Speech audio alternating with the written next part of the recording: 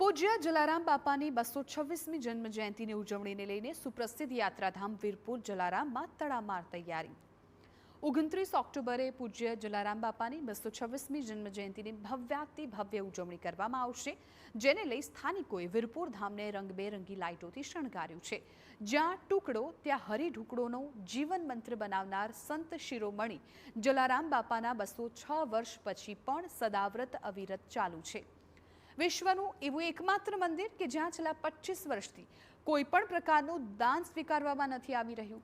સૌરાષ્ટ્રના સંત પૂજ્ય જલારામ બાપાની 226મી જન્મ જયંતિની ઉજવણીને લઈ લોકોમાં અનેરો ઉત્સાહ જોવા મળી રહ્યો છે।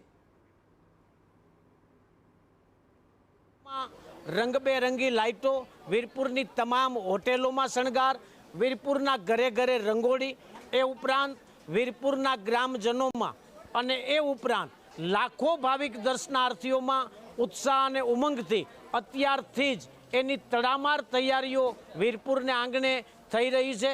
બાપાના દર્શન અને મહાપ્રસાદ લઈ શકે એ માટેની 300 જેટલા સ્વયંસેવકો અત્યારે તૈયારીઓ પણ કરી રહ્યા છે।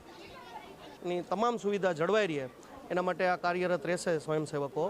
તેની સાથે ગામની અંદર અત્યારથી જ તડામાર તૈયારીઓ ચાલે છે, કારણ કે વીરપુર ગામની અંદર દિવાળી જેવો માહોલ જોવા મળશે।